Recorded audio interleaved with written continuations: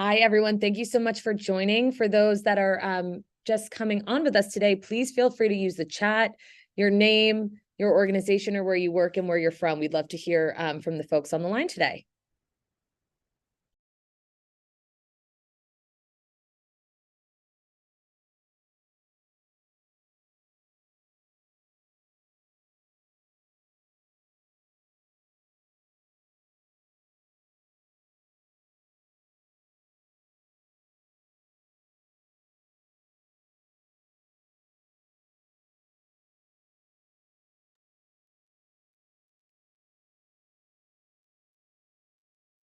Awesome. We're seeing some folks in the chat. Thank you so much for being here with us. We'll get started in 1 minute.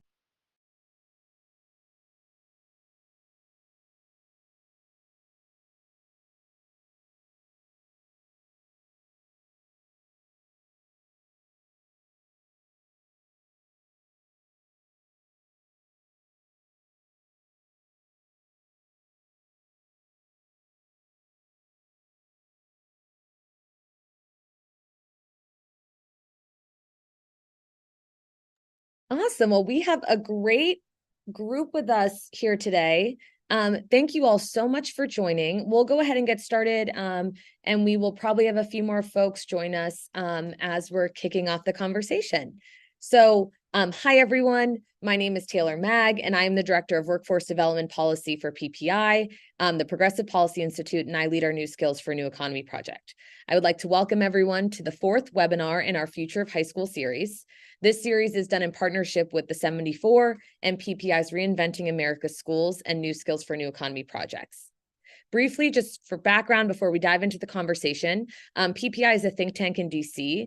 Our mission is to create and promote bold and pragmatic policy solutions that solve America's most pressing challenges. Education and workforce are two issues the organization is highly focused on. That is why last spring we kicked off this series, highlighting examples that are working at the intersection of these two systems to transform the status quo and integrate not only high-quality academic coursework, but career learning and experiences as well. And this work is increasingly important. Today, over 4 million young people ages 16 to 24 are detached from school and work. That's why it's so important for PPI and the 74 to lift up innovations and best practices happening on the ground and in states that are helping young people to advance in school and their careers. As a refresher, so far in our series, we've highlighted 3 other regions in our country. We've highlighted the Academy of Health Sciences in Maryland and the school's unique partnership with PG County Community College and Bowie State University, the oldest HBCU in Maryland. Our second webinar highlighted Purdue Polytechnic High School. PPHS, a charter school, prepares students to succeed in technical, STEM-related post-secondary programs in high-tech careers. Our third webinar highlighted the northwest suburbs of Chicago and High School District 214, lifting up their partnership with Harper Community College and Northwest Community Hospital to develop and scale their Health Career Pathways program, including their nursing apprenticeship program. Today, we're headed to Minnesota to speak with policymakers, advocacy leaders, and practitioners on the ground to discuss recent policy wins in the legislature that advance career pathways in construction and how these laws are helping to support schools like the Gap School, which we'll learn more about, an alternative school in St. Paul, Minnesota, serving students ages 16 to 24, enabling them to learn marketable construction skills while supporting the construction of homes to help low-income families in the community. Of course, our wonderful speakers can speak more to these trends I discuss and these impressive efforts that they're doing. So with that, I'll briefly introduce our panel and we'll get started with questions today. So first, we have Dr. Jody Nelson, the Executive Director of Change, Inc., in which Gap School is one of their active programs. Hi, Jody. Welcome. We have Representative Matt. Oh, go ahead. I said, thank you. Glad to be here. Awesome. Thanks, Jody. We have Representative Matt Norris, who represents District 32B in Minnesota's House of Representatives. Hi, Matt. Thank you so much for taking time out of your busy schedule to talk about the work you're doing in the state. Great to be here. Thank you. We have Tressa Pankovitz, who's the co-director of Reinventing America's Schools. While Tressa is not based in Minnesota, she follows successful school reform efforts across the country and can speak to how Minnesota is unique and other high quality examples for us to look at today. Hi, Tressa. Hi, Taylor. Want me to get started? That sounds great. Great. Oh, I think we have our fourth panelist. Why don't you introduce him? Oh, wonderful. Welcome, Khalik. Thank you for being here. Yes, Awesome. of course. Had a little difficulty getting on, but we're here. Good. Okay, good. And then last but definitely not least, we have Khalik Rogers, who's the co-director of Center for School Change in the state of Minnesota. So I'm going to first start off with Tressa as we dive into the conversation. And again, attendees and folks joining the webinar, again, introduce yourself in the chat if you're just joining us. Also, feel free to ask us as well as panel and the panelists questions throughout the conversation so we can lift them up for speakers. So question one, Tressa, starting with you today, to further set the stage on the topic today, can you speak to the role of charter, alternative, and innovation schools in the career pathway space? What have you seen from broader research and travel across the country? Thank you so much, Taylor. And I just want to take 1 second to thank Jim Roberts, the publisher of the 74 Million online education magazine, for his tremendous leadership and partnership on this webinar series. It's been a real joy to work with him. And we hope he'll keep watching our webinars regardless of what the new year brings for him. Taylor, to your question, if you don't mind, I'd just like to give a brief overview really quickly. I'm sure that probably everyone on this webinar, guests, knows what a charter school is and what an innovation school is, but this will live forever on the internet. So for people who may come after us, I just want to quickly say, charter schools are free public schools that are open to all. The only real difference between a charter school and a traditional district school is that their governance model is different. They aren't beholden to the central office bureaucracy, and they were designed to be laboratories of innovation. And that's very important for this conversation. Innovation schools, on the other hand, is a model that we're seeing more frequently, which is awesome. It kind of offers the best of both worlds in many ways. Frequently, it is, again, a free, public, and open public school, K through 12. And the main difference is that they are in partnership with the district. So while they're autonomous from the district to varying degrees in varying districts and varying parts of the country, frequently they'll be in a district facility. They may purchase services like janitorial or food services from the district. But again, they get to design their curriculum and put forth what is working for what the parents of the students in that particular geographical region think is important for their kids. Now, I'm not going to speak to alternative schools because we've got the expert here, Jody, coming up. I'll let her tackle that. But I wanted to just make sure that everybody was clear when we're speaking charter or innovative. They're very similar models in that they have autonomies. So these autonomies are allowing, especially in the high school, secondary space, a lot of these career pathway programs that we're starting to see. And I have had the privilege, I have the best job in the world. I have had the privilege to travel the country and see a lot of this in action and see in action the impact it's having on the students who are participating in these programs. And so if you want to talk about the impact of charter schools and innovation schools on these career pathway programs, I would have to say, in all fairness, that they're really on the cutting edge. They're really on the forefront of innovating, experimenting, being extremely responsive to local workforce needs and local parental needs. And I'm just going to give you a couple examples before I pass it back to you, Taylor. So for example, I hail from California, not too far from Napa Valley, in between Napa and San Joaquin Valley. And in the San Joaquin Valley, there is a program that has career pathways for students in the wine industry. And we're not talking about menial labor in the fields. We're talking about jobs like venting and marketing and vineyard management and event planning and dealing with the logistics of exporting wine from California. And these are careers that without this program would be just foreign to most of the students who participate in them, and many of them are low income and many are minority. So to see this billion-dollar industry in California opened up for high school students through a career pathways program in an independent school is just, it's really incredible. Now we're going to jump across the country to Indianapolis, completely different program, highly urban area. There's a high school there called the Purdue Polytechnical High School, which operates in partnership with Purdue University. And it is a project-based learning school.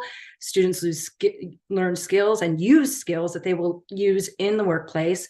And it provides a pathway to them to the university in the state of Indiana that turns out the graduates who get the highest paying jobs in that state. We're going to take another jump down to rural Texas, completely different.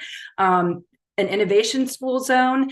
The 3 districts partnered to create this charter high school that any student from any of these 3 rural districts could attend. And it allowed them to scale these programs because each of these rural high schools were too small to have much of career pathways variety, on their own. But by combining forces and giving the school some autonomy, we have students who are learning to be welders.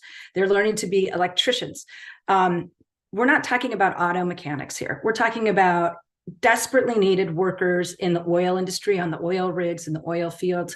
And this program is partnering with local trade unions so that as the students are doing their internship and that they are earning union time. So when they graduate, they're just about a year from journeyman status. And that means like an $80 an hour job. It's just incredible in this rural area. Finally, last one, Providence, Rhode Island. There is the Rhode Island Nurses Institute Charter High School, and it is totally geared for students who are seeking a health career and specifically nursing. And the interesting thing about that program is they are very active in recruiting English as a second language student.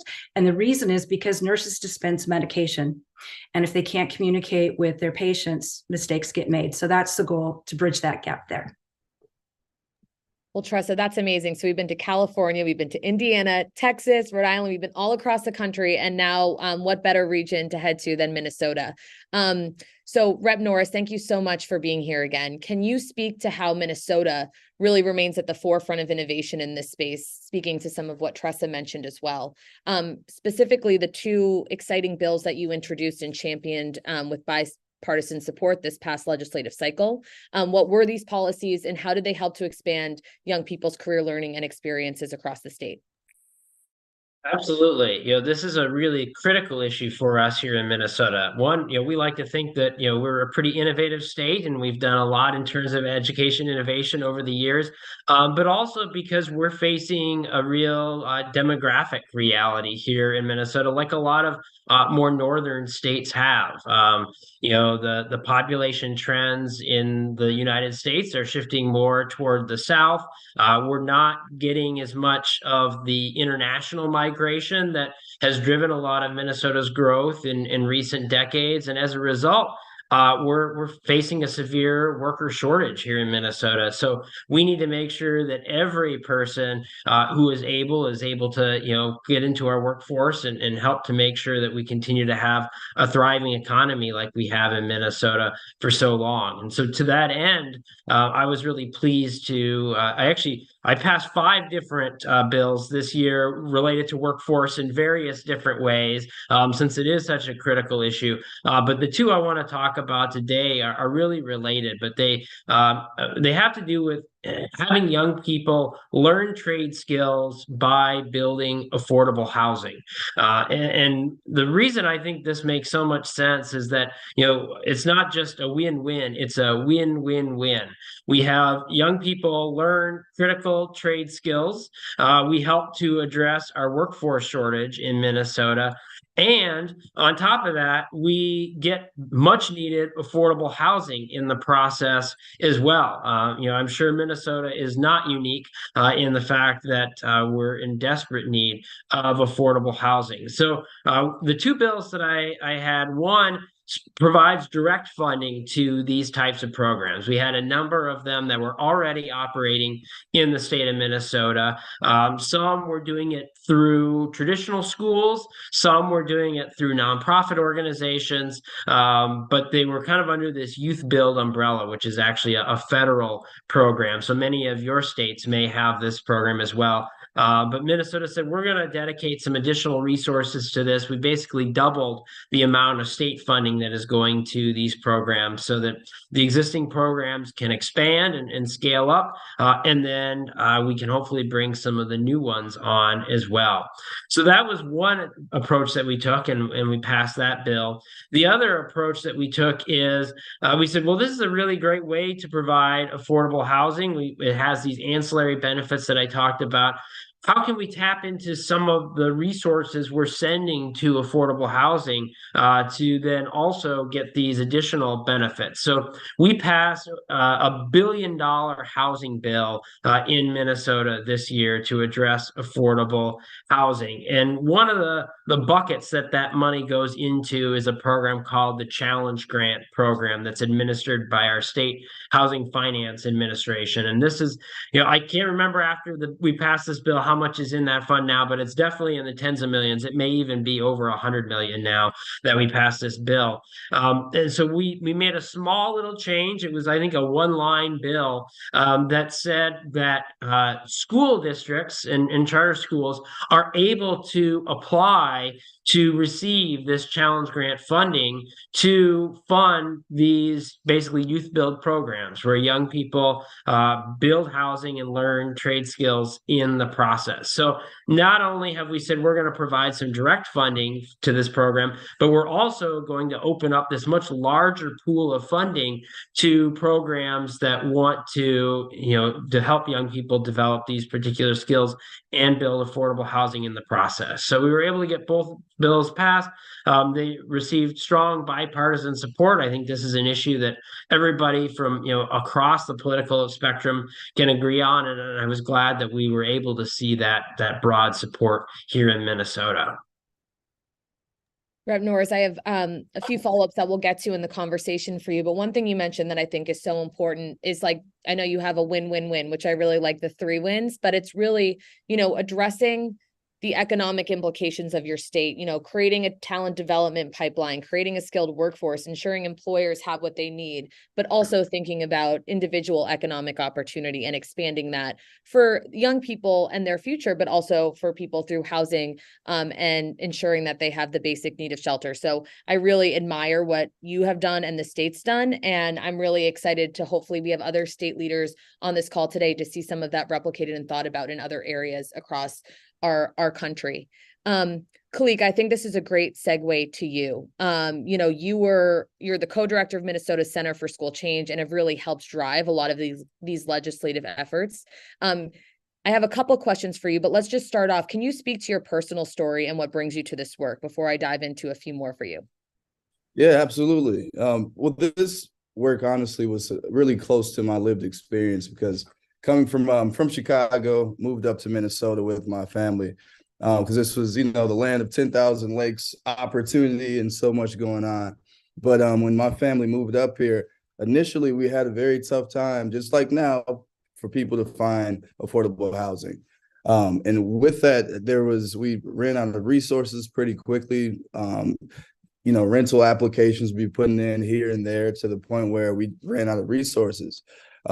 With that being said, there wasn't really any place that a full family could go if they needed support. If you were going to go somewhere, it had to be literally a single parent home or a single parent situation. And so my father had to leave and my mother and the rest of my siblings we were in the shelter. And for me, that was something that I never forgot that experience. Even in kindergarten, we had to draw pictures of our homes, and I was kind of stuck because I didn't know how to describe the environment that I was in. And like for me, as I grew up, I started to just notice that this wasn't just a personal issue that I had, but there were many others in my community that were either homeless or on the brink of homelessness. And so when I got bigger and older, I was able to use my voice a little bit more. And thankfully, I was able to find a great mentor, Joe Nathan, who helped me channel some of those thoughts and energy that I had to put them towards seeing how I can be an advocate for the community. And through that, he asked me one day, he's like, hey, what is something that you want to personally work on? And I said, I want to tackle this issue of youth homelessness within the state because I feel like it's very overlooked. And I know peers and friends that are experiencing that right now. And so we started this journey of just amplifying the issue within the state.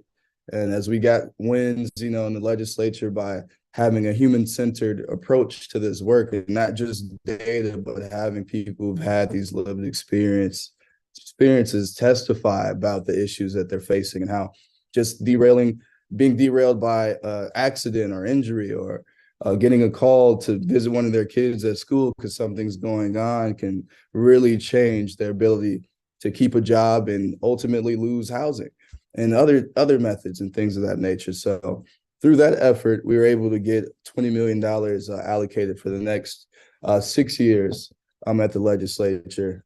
Part being because I was asked to come and testify again. I testified once and they said, please come back and tell us more from your lived experience on why this is needed.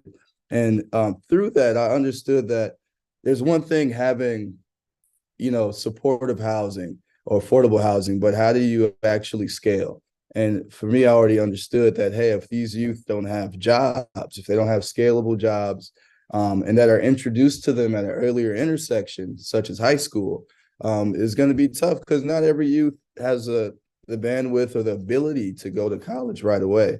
Oftentimes, they're more focused on, especially inner city youth and rural youth as well, are focusing on what they have to do day to day. They're handling bills. They often don't get to just spend their money on bubble gum. They have to pay things and help out around the house and things of that nature. So that's where we formed a meeting actually where we brought legislators and community members, and we worked with Ramsey County.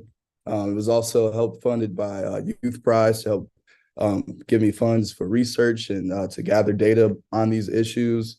And also the Morning Foundation helped out a lot as well. And we utilized those funds to really, bring a real call to action. And that's where we came to understanding that asking the youth what programs work best for you. And that's one of the things I want to emphasize is that oftentimes, spaces or schools and things of that nature focus on the deficits of youth, but what we focus on are the strengths and seeing what they can produce and bring to create the changes they want to see. Leek, I love what you mentioned about human-centered design, and I think that is really relevant to your last point on making sure that the programs and policy are informed by the people really benefiting and would benefit from the programs that we're establishing at the state, local, but even federal level. Kalik, one last question for you before I go to Jody. As you were convening these partners, did that really help ensure the system level reform at the state level because you saw that these policymakers were connected with people in the community while also being informed by the young people themselves? What did you see as kind of the success that got you to this place through your advocacy efforts?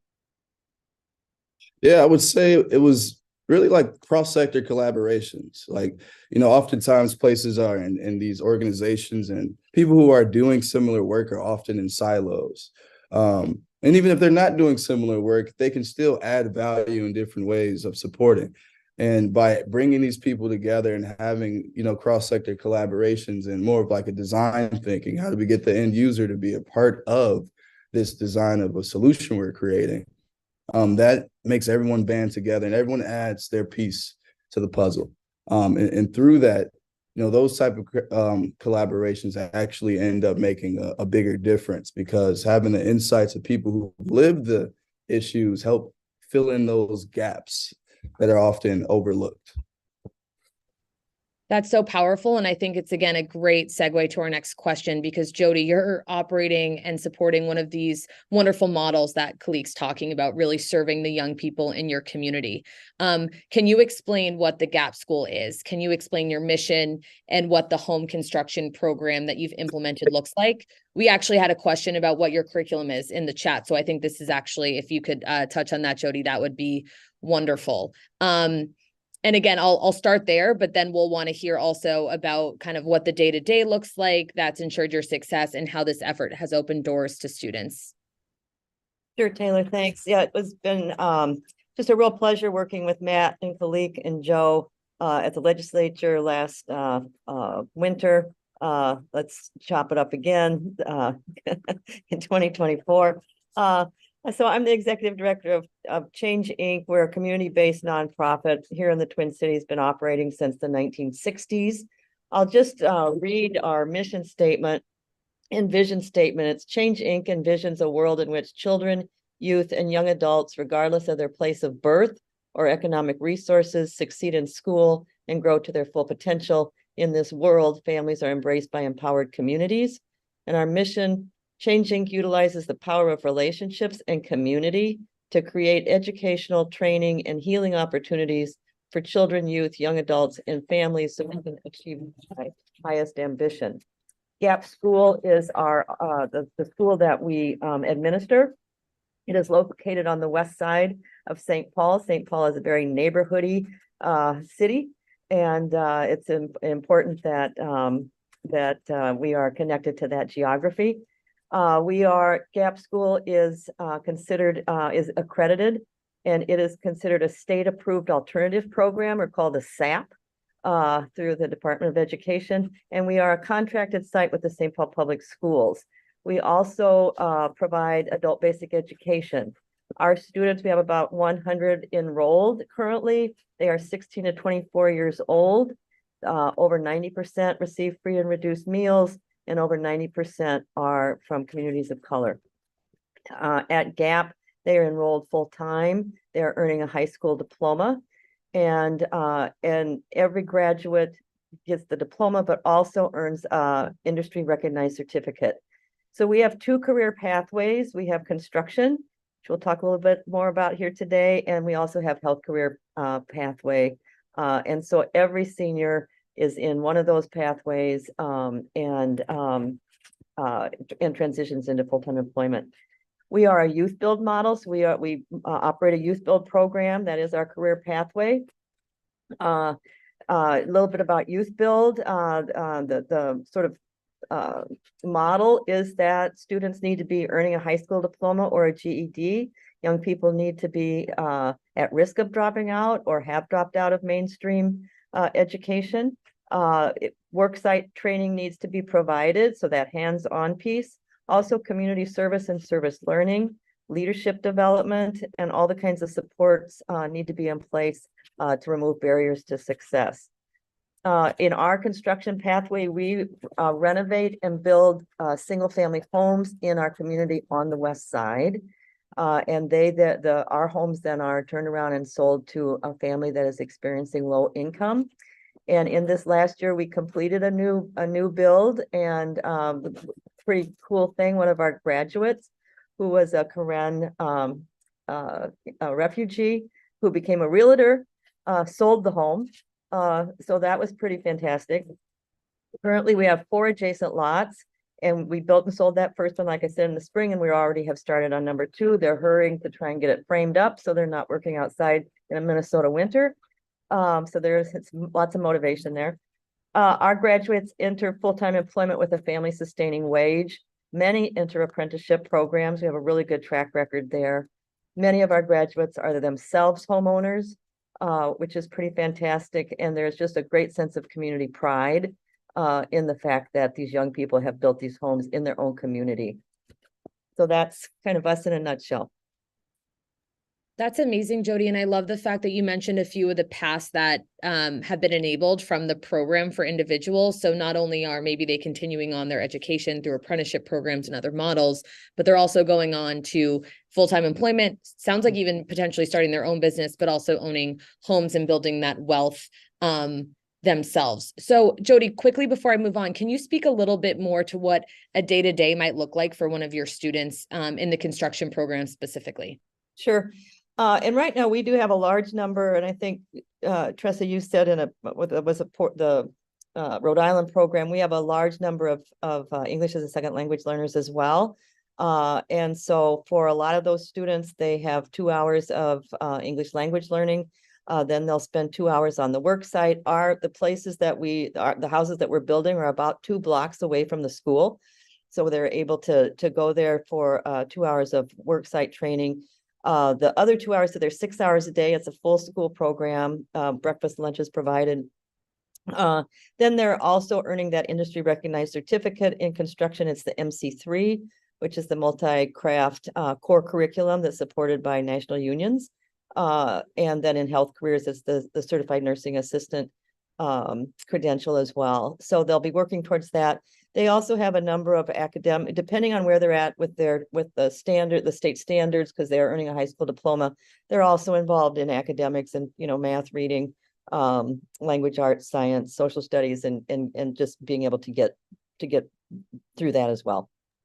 Well, Jody, that's one of PPI's favorite things, as Tressa can speak to next. We love to see the academic and career learning alongside each other to really contextualize what you learn in the classroom to real world experiences. And we also know that these work-based learning experiences and earn and learn models are just some of the highest qualities, and we see the highest returns on public and private investment for the people that participate in them. So we're really excited to hear that. And last thing, because I know Jody, we can speak your praises much longer, but I also love to see kind of that holistic support that's associated, knowing that the site is right next door to the school, so you don't have to think about the challenges with transportation and that cost. Additionally, thinking about meals being provided, we know that's a huge barrier of just education generally, whether it's at the secondary or post-secondary level, is knowing that when people are in school, they might be potentially missing a meal. So how can we provide that for them? So I really love the fact that you mentioned those two things.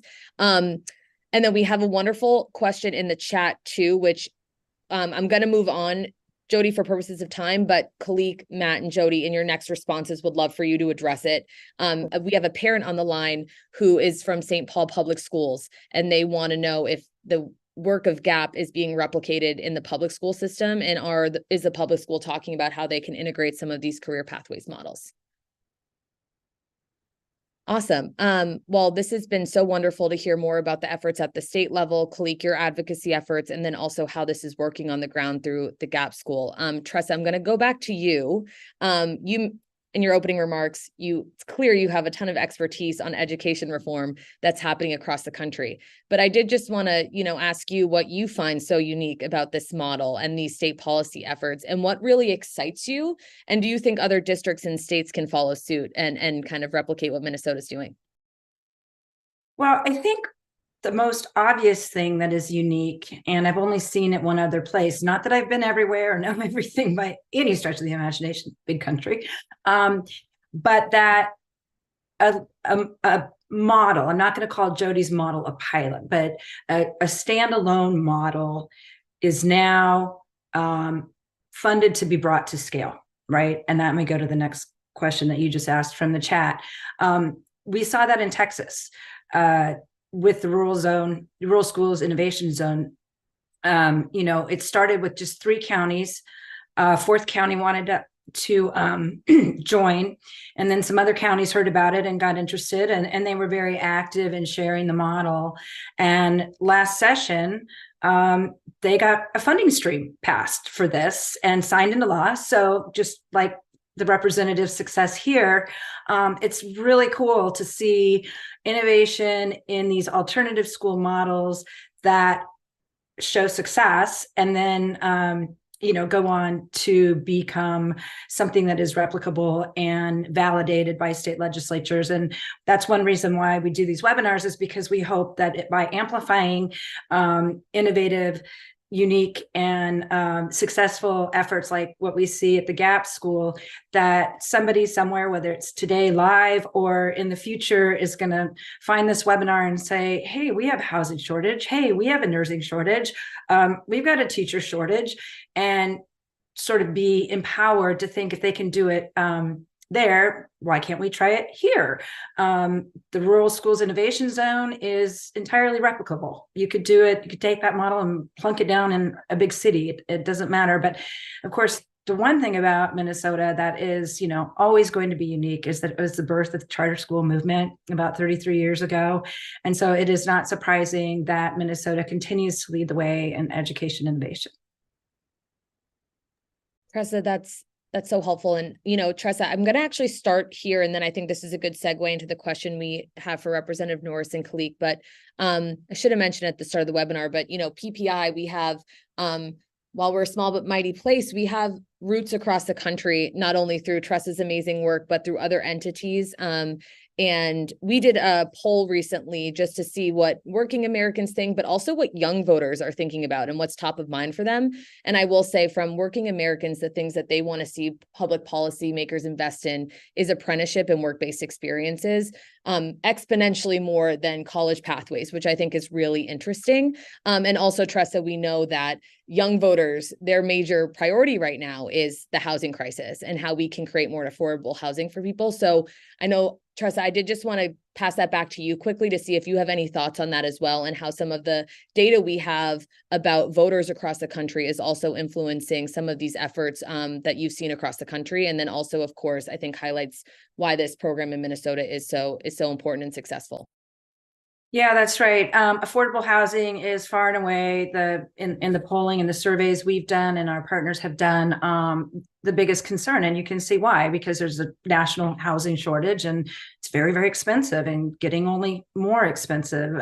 Mortgage rates are not helping at the moment, but even when that is alleviated to some extent, that's not going to bring hundreds of thousands of houses that are needed online. So I think that's one reason that this program that they're doing here is so important, because anybody who's tried to get a contractor lately for anything, it's like, good luck. Make your plans for 18 months out, because you're just going to have a really hard time in many, many places in the country finding people with these skills. And I think that's really important too, is that we need to differentiate between the movement that we're seeing now with career pathways, with the old Voc Tech shop classes from the mid 1900s. These kids are not just learning to make a picnic table for the backyard. They're in dual enrollment with community colleges. They're taking academic courses in the skills that they're learning. They're, as Jody said, having work-based certifications. In some cases, they're graduating with, trade union hours under their belt. One of the young girls in that school in Texas, she's planning on starting her oil trucking company. At 18, she's just like going for it. So I think it just, I think college is always going to be relevant. I think we need deep thinkers and a college educated workforce, but it is really nice to see paths to good family sustaining jobs being promoted right now. Thanks, Tressa, for expanding on that. And I think everything you said is so important. Matt and Kalik, I do want to just pass it back to you based on what Tressa just said. We know that college is critical, and we know that those paths right now hold a really strong return on investment for students. But we also know that majority of our Americans don't go to college. And I also used this stat earlier in the webinar that we have 4.1 million young people that are not attached to work or education. So how can we continue to build awareness around these models that Tress is talking about, but that you all are really championing in Minnesota? How can we replicate them? What are some other pathways, initiatives that you think have the potential to see real scale? I'm going to pause there, and then I do have a few follow-ups for you both on that question. Rep Norris, you want to start with you and then go to Kalik? Yeah, I can definitely start. I think the challenge with this is, before I got elected, I was the policy director at a statewide nonprofit for youth here in Minnesota. And so I spent a lot of time up at the Capitol advocating on behalf of youth issues like this one. And the challenge we face in the policy realm around this is, like I said before, we were easily able to get bipartisan support for, the particular bills that I passed, and for, many similar issues like this, all the different types of things we're talking about during today's webinar. I think where the challenge is in the policy space is actually getting those to rise in the prioritization when the rubber kind of meets the road and the budget is actually formulated. It's easy for people to sign on to bills. I always, it's the feel-good part of the legislative session when everybody's got great ideas and everybody's supporting each other's ideas. And then, you get up toward the, at least here in Minnesota, we've got our committee deadlines that come about halfway through the legislative session. And that's when the rubber really meets the road and hard choices have to be made. And you've only got, so much money to spend, and everybody's fighting to get their piece of it. And too often, programs like this do not rise to the same level of priority as funding our kind of traditional educational system.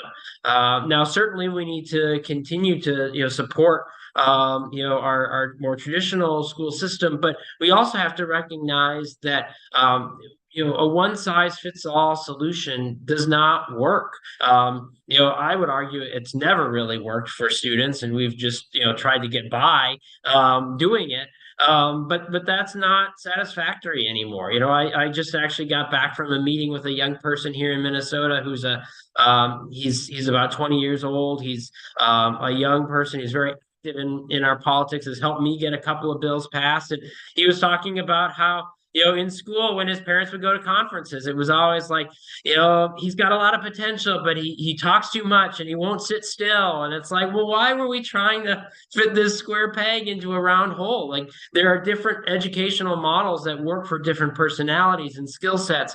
And so I think we need to, find ways collectively, for those of us who believe in the importance of this work, to raise the importance of this when it comes to the prioritization in the budget, because we can get the feel good, bills introduced and signed on to, but can we actually get those to be an increasingly large percentage of our education spend? Matt, that's such a good point. And I think that's a very similar challenge at the federal level. We see a lot of bipartisan support on this, but when it comes to funding, when it comes to really prioritizing over policies, we don't always see that there. So I think that I really appreciate you talking about the success and the bipartisan support, but also the challenges that you've seen around funding, especially. Khalid, anything to add? Yes, especially just considering the amount of interest that we find from schools and from communities that actually support this work. But their constant question, just like that was in the chat, is how do we pretty much combat the status quo of education, and how do we start getting collaborative efforts that actually can work with schools and kind of bridge that gaps? Because schools like funding, of course. So a lot of the questions, well, how do we even afford the equipment? How do we pay for staff members to actually fill in the gap of time and things of that nature? So what we're doing at Center for School Change is creating case studies that you can find on our website. And these case studies are actually, we went to schools all throughout. I think we got about 5 or 6 of them. Went to schools that have these programs throughout the state of Minnesota to really understand how they implemented these programs. How did they find success? And we'll find that a lot of those schools have similar themes about how they were able to come together to sustain these programs. But even more so, there are things that are within each community that are different. And I think that's the thing that a lot of people may not, focus on, is what do you have within your backyard? Who's around you? What organizations are around? Who could you reach out to? How can you align your mission with the mission of another organization? It could be a 3M, it could be a Cargill, it could be all these organizations that have philanthropic dollars to give. They have resources, they have things, but there has to be kind of that intermediary person or organization that actually comes and gives them direction on where they can actually make an impact. That's not just from observation, because a lot of help is people are being helped, but it may be displaced. It may not be the priority thing that they actually need. It can be something down the road. So what we're focusing on is really not, of course, we're happy about the legislation passing, but the key thing is to make sure that these programs are getting implemented into the community. That's really important. You mentioned intermediaries, Cleek, and then Matt, you mentioned some challenges. I will just, before passing back to Jody, what if in states that might not have as much bipartisan support as Minnesota right now on this issue, or have different state and local contexts, what are, maybe if you could each briefly say one recommendation you have from them based on your experience in the past legislative cycle and as you look to the future? Yeah, I would say just one key thing of advice is really, I would say, communicate and talk about what you're doing. Share it. A lot of times you may have a great idea. My mother always said you can't have a light and put it under a table. You got to put it where people can see it. And with that, I've noticed even with what we're doing, there's been an uptick because people are now seeing the visibility. We're actually having real conversations with state agencies like the Minnesota Housing Finance Agency. They worked with us as well to start bridging that gap of communication between state and community on creating an actual webinar where we described how institutions and schools can get ready for these RFPs that are going to start. Not just focusing on the places that are green and ripe and ready for the opportunity, but how do you get spaces that are in the red or orange to start prepping to really take on these opportunities? I would say from the political perspective, in terms of charting a course for getting these sorts of programs funded and advanced at your state capitals, I think the great thing about these sorts of programs is there are so many benefits that there's lots of different interest groups who should, in theory, be supportive of it. And so it's figuring out, which of those groups is influential in your particular political situation in your state. Is it, labor unions? Is it education reform folks? It could be any number of key interest groups. But because there's so many benefits, at least one of them should be excited about this and kind of latch on to them. And affordable housing advocates, that's another one. Figure out who's got the political sway at your particular state capital, and then use them as kind of the lead to drive the train for you. I love that. And Matt, you're reading my mind right now because, you say interest groups, and Jody, this is going to be, you're going to have the last question before I do one final one for the panelists today. But Representative Norris, I think that's such a good point. Like, you have a lot of people who think this is beneficial, but we also know it takes a lot of people, Kalik, to your point, to make these programs successful. And you mentioned the intermediary function, you mentioned housing, you mentioned workforce, the school system. Jody, I wanted to go back to you and just say, we know, as Kalik mentioned, to implement this on the ground, it takes partnership, and that's critical to success. What are the partnerships that have been created through this home construction program at the Gap School?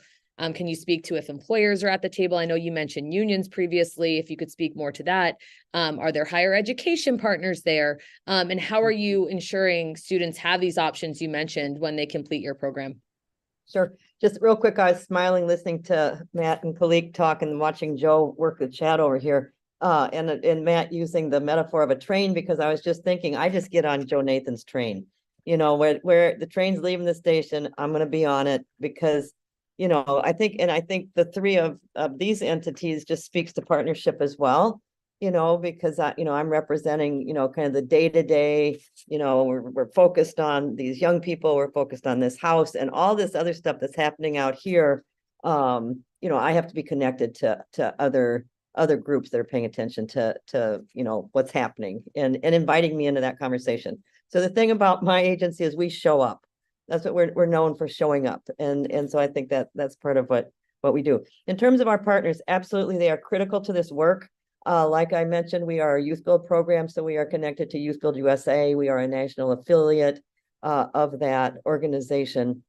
We are also part of the Minnesota Youth Build Coalition. In fact, we're having a meeting this afternoon. That's 15 Youth Build programs throughout the state of Minnesota, and we provide a lot of support for one another.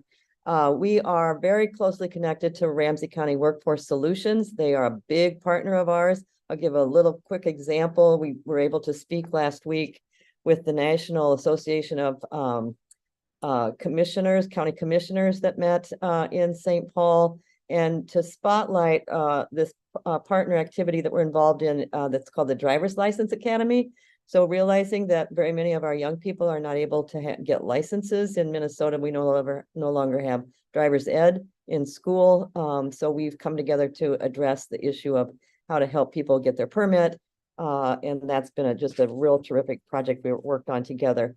We have an architect firm, MSR, that does pro bono work for us.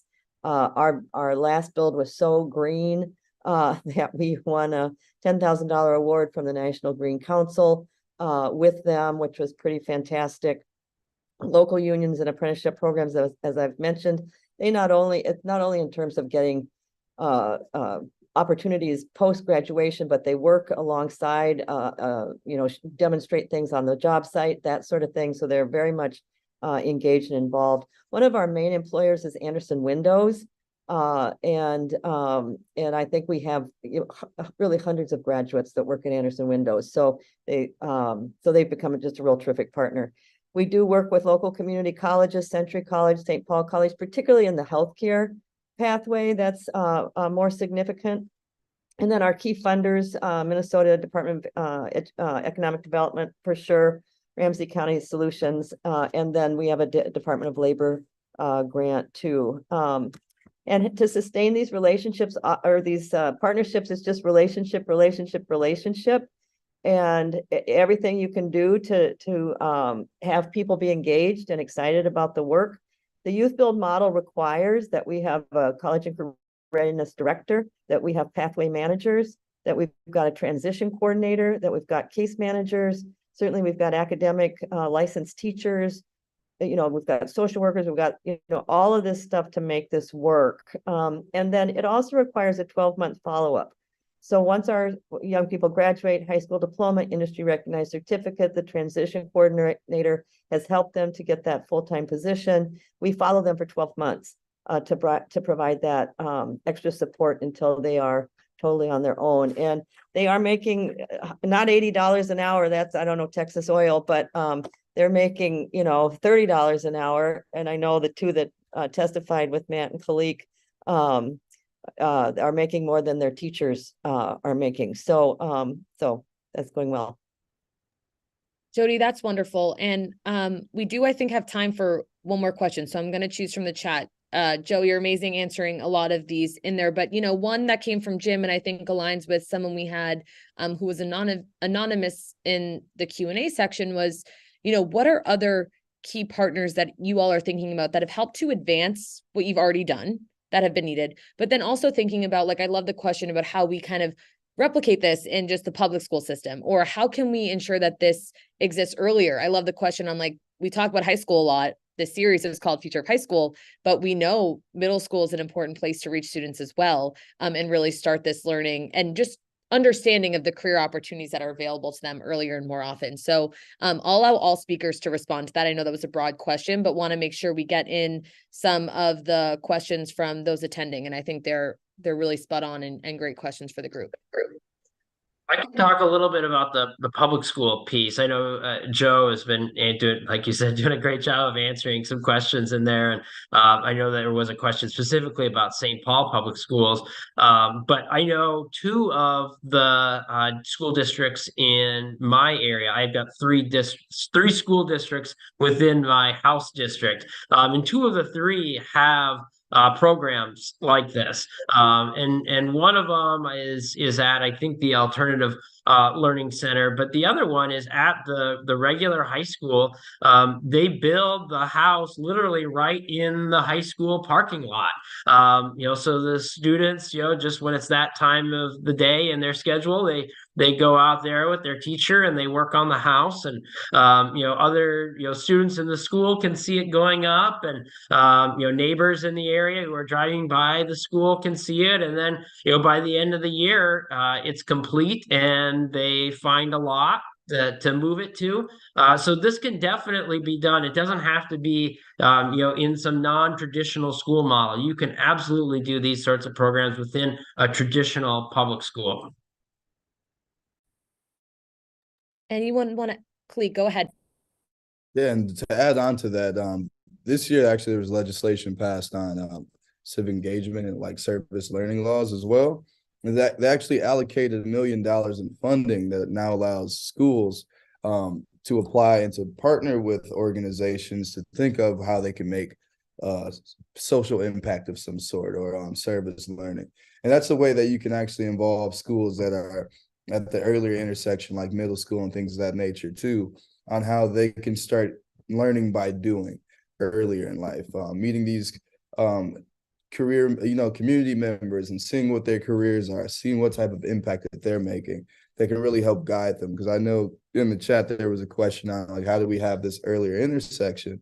Because students kind of fall off in 9th grade, but giving them more experiences to find their niche or find something that they're actually successful in, having a sense of completion, like finishing something. And, having like, that was the biggest feeling for me when I was in school, is when I actually got something done and I could look and say, wow, look what we did. And there's plenty of opportunities for people to see examples on that, on the Center for School Change website. And also Good Riddance, LLC.org is my website as well, where you can see some of these service learning, project-based learning initiatives being done within schools. Thanks, Kalik. I love the civic learning and social impact work. Tress and I want to do a whole other webinar on that. So attendees, stay tuned, because we're really hoping to tackle that in the new year with you all as well. Awesome. Okay. Final question before we wrap today. Oh, Tressa, go ahead. I see your hands raised before we do our final. Want to pass to you. Yeah, just really quick. This is like a smorgasbord of things, wonderful things to react to. But first of all, I want to say kudos to Matt for recognizing that one size does not fit all, and never really did. But I also want to commend Jody for, doing the day-to-day administration as a nonprofit of this school. And I will say that where I've gone and where I've studied, it seems that some of the most successful models are partnered with a nonprofit. One in Fort Wayne is with a nonprofit university, Texas Wesleyan University. And I also just want to throw out that, you don't have to administer the day-to-day necessarily. Nonprofits can help incubate these schools. They can work with the community to find out what's needed. They can do the workforce development studies and then help incubate them. And there are national resources out there. There are organizations that do this work. One is Empower Schools. Another is Bellwether Associates. And so if you're starting from scratch and you just kind of like, I don't even have a roadmap for this, reach out to us and we can put you in touch with some people that do this work full time. +1, Tressa. Such great flags. Great. Okay. Last question for everyone this afternoon. Rapid fire. Can you all, really broad question, but can you just share any final thoughts that you would like to leave the audience with today, whether that's a point that may not have been covered that you think should be, a policy recommendation for those listening, for federal or state leaders, or anything else that's on your mind? Tressa, not to put you on the spot again, but can I start with you? I was actually answering the question in the chat. Okay, I'm gonna come back to you for your final thoughts. Okay, awesome. Jody, I'll go to you next. Sure. I want to make a plug for women in construction. That's just to say about our program that we're very interested, as we compared wage earning of what are primarily young women who are in the health career pathway, and then are primarily young men who are in the construction pathway, there is no comparison to their postgraduate wages. And so really trying to pay attention to those opportunities and increasing the number of women in the building trades is something that I think is important and that we're wrapping our arms around. Such a great flag, and something, again, we could also spend a whole webinar on and how we increase representation across these sectors. So thank you so much for sharing that. Kalik, I'll go to you next. Yeah, I would just say, don't wait on Superman. There's a lot of things that can be done just with the people that are in your surrounding area and backyard. And like, this is a testament. I've been knowing Matt for like 6-7 years now. And just as I've been growing up and as he was grown, but I was a young person when I first met him, but being in proximity of people that are doing things that are bigger than them, and just seeing where you can plug in. Everyone has their superpower. I look at it as like a Justice League. What can you contribute? What can you contribute? And things of that nature. But the more we collectively come together to tackle these big economic issues and workforce issues that we see, we can make a difference the more we work together. So that's just my piece. I love that. Tressa, now I'll try you again. Well, there's always political struggles, as Matt said, when the rubber meets the road over funding and, philosophies around how these career pathways should be funded or, where they should go. But I will say it's really refreshing to see that this space has become kind of, I don't want to say trendy because that trivializes it. And I don't mean that, but it is something that it doesn't seem to be like there's a lot of left, right push-pull on right now. I think a lot of people, most people agree that we need a workforce. We need people to have jobs, and we need youth to be engaged. So I'm really glad that innovation in this space is not as politicized as we see it in some other spaces. And I would just encourage people to think about that. One size does not fit all. We need schools that have autonomy and freedom to innovate, whether they're focused on sending kids to college or whether they're focused on sending kids directly into the workforce. It should not be politicized in one area and not in the other. Agreed, Tressa. Great point. Matt, final words for us today. Yeah, thanks. And just despite what Kalik may think, I still feel like I'm growing up. So I'm still learning and growing, and it's been fun to get to be on that journey with some amazing young people like Kalik. And that's actually the advice that I would give. Is center young people in advocating for these programs. I've seen it work wonders when young people come into spaces like state capitals and share their voices. It can really cut through the clutter. And so I would make sure that as part of your coalition, that you're centering those young people and let them, in many ways, be the engine that drives our metaphorical train. I'll also say if you've got lawmakers in your states who are interested in this and want to learn more about my experience, feel free to have them connect with me. I'm always happy to chat with my colleagues from across the country. But let those young people take the lead for you, and they'll take you to great places. You all are wonderful speakers. Thank you so much for giving us your time today. And thank you, attendees, for staying on with us for the hour. Thanks all again, and talk soon. Thanks, everybody.